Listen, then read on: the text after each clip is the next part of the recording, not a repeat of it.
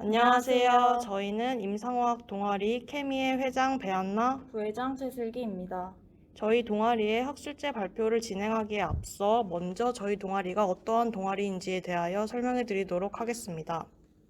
임상화학이라고 해서 단순하게 화학만 배운다고 생각하고 저희 동아리에 대해 어렵게 생각하실 수도 있지만 단순하게 화학뿐만 아니라 정도 관리에 대해서도 배울 수 있는 동아리입니다. 그리고 저희는 체열 실습뿐만 아니라 직접 체열한 혈액을 가지고 정도관리 및 코로나 검사, 마약 검사 등 화학 실험을 통해 인체의 상태를 파악하고 임상병리사로서의 자질을 갖출 수 있도록 미리 연습하고 배워가는 동아리입니다. 그럼 이제 발표를 진행하도록 하겠습니다. 저희는 에너지 음료 섭취 실태 및 부작용 인식이라는 주제로 이번 연구를 진행하게 되었습니다. 발표 순서는 이렇습니다. 먼저 이런 주제를 선정하게 된 배경과 목적에 대해 설명해 드린 뒤에 본론으로 넘어가 설문조사는 어떠한 방식으로 진행되었는지, 설문조사의 결과는 어떠한 프로그램을 이용하였는지를 설명해 드리면서 분석 결과까지 말씀해 드리도록 하겠습니다. 에너지 음료는 생리 기능을 활성화하는 성분인 카페인, 타우린, 아미노산, 비타민 등을 함유하고 있어 집중력을 향상하고 피로감을 줄여준다고 알려져 있는 형태의 음료로 기능성 음료 또는 카페인 음료로 분류될 수 있습니다. 이를 섭취하는 대부분이 에너지 음료는 졸음을 깨워주는 효능을 가지고 있다고 알고 있습니다. 그렇다면 에너지 음료의 효능은 단순히 졸음을 깨워준다는 것 뿐일까요? 아마 다른 효능은 쉽게 생각해내지 못하실 것이라고 생각합니다. 그렇기 때문에 타우린의 효능에 대해 한번 설명해 드리겠습니다. 타우린을 섭취하면 운동 능력을 향상시킬 수 있으며 피로를 회복할 수 있습니다. 또한 동맥경화, 협심증, 심근경색 등을 유발하는 저밀도 지단백질, LDL 콜레스테롤의 생성을 억제하고 혈관 조직에 침투되어 있는 콜레스테롤을 분해시키는 고밀도 지단백질 HDL 콜레스테롤의 양을 증가시켜 각종 혈관계 질환의 예방에 효과가 있다고 알려져 있습니다. 그러나 카페인이 아데노신과 아데노신 수용체의 결합을 차단해 카페인이 분해될수록 더 강한 수면 충동과 피로감이 몰려올 수 있습니다. 지속적으로 과도한 카페인을 섭취하게 되면 금단 증상 및 뇌각성으로 인한 불면증, 두통, 행동 불안 등의 정서 장애와 혈압 상승, 심장박동 증가, 부정맥 등 부작용이 발생할 수 있습니다. 또한 위산 분비를 촉진, 자극해 역류성 식도염, 위염 등을 유발할 수 있고 이뇨작용으로 소변량이 증가해 방광염 위험도를 높이기도 하며 칼슘과 철분 흡수를 방해해 뼈 건강에 악영향을 미칠 수도 있습니다.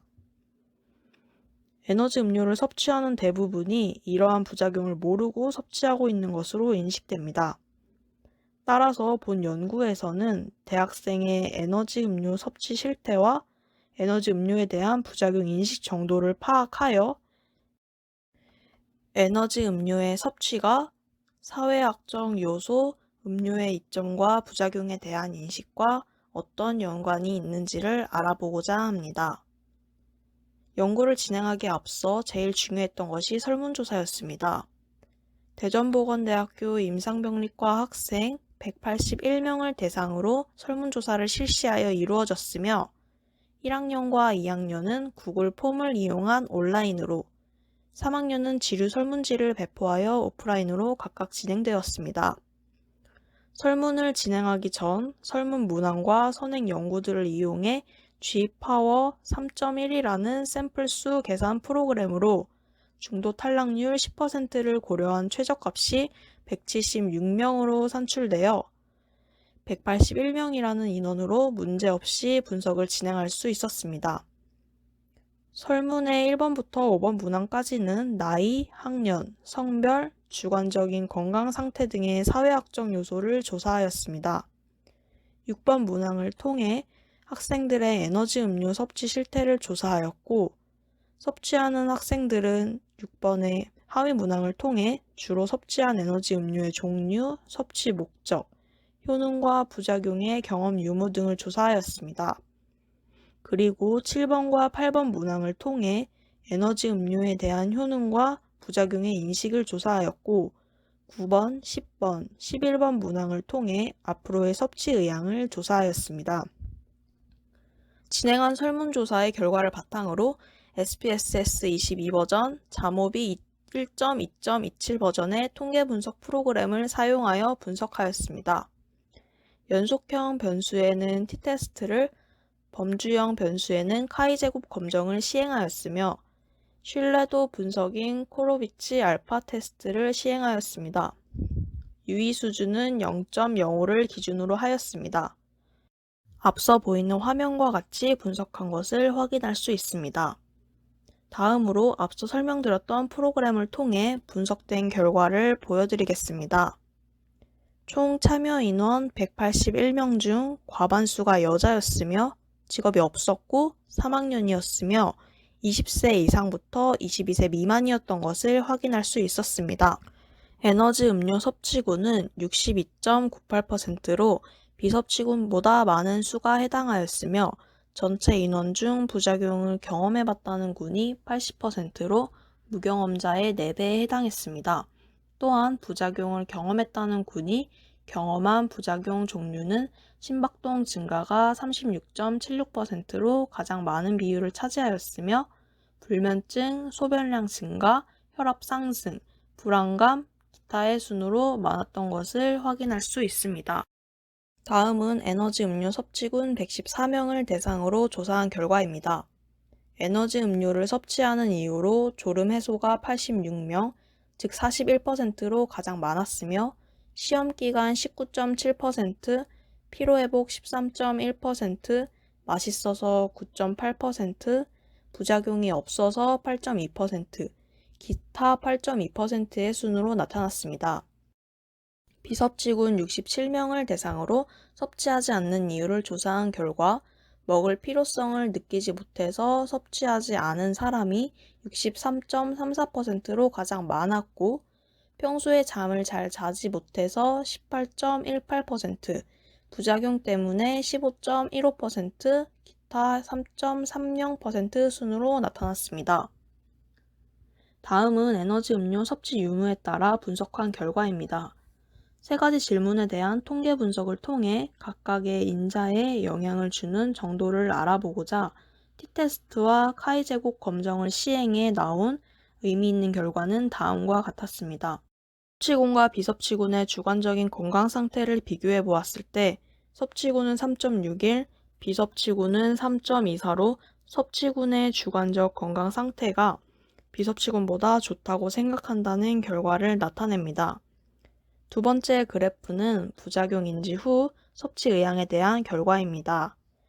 비섭취군은 2.09, 섭취군은 3.05로 섭취군은 부작용을 인지 후에도 계속해서 에너지 음료를 섭취할 것이라고 대답했습니다. 세 번째 그래프를 보면 각 군의 카페인 부작용 인지 상태를 파악할 수 있는데 비섭취군은 3.42, 섭취군은 3.3이라는 결과값을 보입니다. 이는 비섭취군이 부작용을 더 인지하고 있다는 결과를 나타냅니다. 다음은 타우린 성분 함유 인지 유무에 따른 분석 결과입니다. 그래프는 설문 대상자가 인지하는 타우린 효능에 대한 분석 결과입니다. 혈압의 안정화가 30.94%로 가장 많았으며 콜레스테롤 저해 효과 및 항산화가 23.2%로 같았고 체중 감소가 19.89%, 뇌졸중 예방 8.84%, 각종 혈관계 질환 예방이 6.08%로 나타났습니다. 하지만 전체 181명 대상으로 결과를 비교했을 때 타우린 성분 함유를 인지하지 못하는 군이 99명으로 54.7%였으며 인지하는 군이 82명 45.3%로 타우린 성분을 인지하지 못하는 군이 더 많았습니다. 다음으로 카페인 함량 확인 여부에 따라 4가지 질문에 대한 통계 분석을 통해 각각의 인자에 영향을 주는 정도를 알아보았습니다. 카페인 함량을 확인하는 군의 주관적인 건강 상태는 4.09, 확인하지 않는 군은 3.41로 카페인 함량을 확인하는 군의 주관적인 건강 상태가 더 좋다는 결과를 나타냅니다. 카페인 부작용 인지에 대한 결과, 카페인 함량을 확인하는 군이 3.68, 확인하지 않는 군이 3.16으로 카페인 함량을 확인하는 군이 부작용 인지를 더 많이 하고 있다는 것을 알 수 있습니다. 부작용 인지 후 에너지 음료 섭취 의향을 조사한 결과 카페인 함량 확인군이 3.21, 확인하지 않는 군이 2.99라는 결과를 가져왔으며 에너지 음료 섭취 횟수는 카페인 함량을 확인하는 군이 2.38, 확인하지 않는 군이 1.76으로 나타났습니다. 따라서 카페인 함량을 확인하는 군의 주관적인 건강 상태가 좋다는 결과이며 부작용을 인지하고 있음에도 에너지 음료를 일주일에 섭취하는 빈도가 카페인 함량을 확인하지 않은 군에 비해 통계적으로 유의하게 많은 것을 알 수 있습니다. 이러한 분석 결과를 가지고 각 요소별 복수 문항들이 얼마나 내적인 일관성이 있는지 신뢰도를 판단하기 위해 코로비치 알파 분석을 하였고, 일반적으로 계산 결과가 0.7을 넘으면 신뢰도가 있다고 판단하는데, 이 연구의 경우 0.707이라는 결과값을 얻었으므로 신뢰도가 있는 것으로 판단됩니다. 전체적인 분석 결과를 통해 대전보건대학교 임상병리과 학생들은 부작용을 인지하고 있음에도 불구하고 지속적으로 에너지 음료를 섭취한다는 결과를 보임을 알 수 있습니다. 이를 통해 에너지 음료의 부작용에 대해 간과하거나 가볍게 생각하고 있는 것이 아닐까 추측해 볼 수 있으며 에너지 음료에 대한 부작용과 관련된 구체적인 교육이 필요한 것으로 사료됩니다. 이상으로 임상화학 동아리 케미의 에너지 음료 섭취 실태 및 부작용에 대한 발표를 마치도록 하겠습니다. 감사합니다.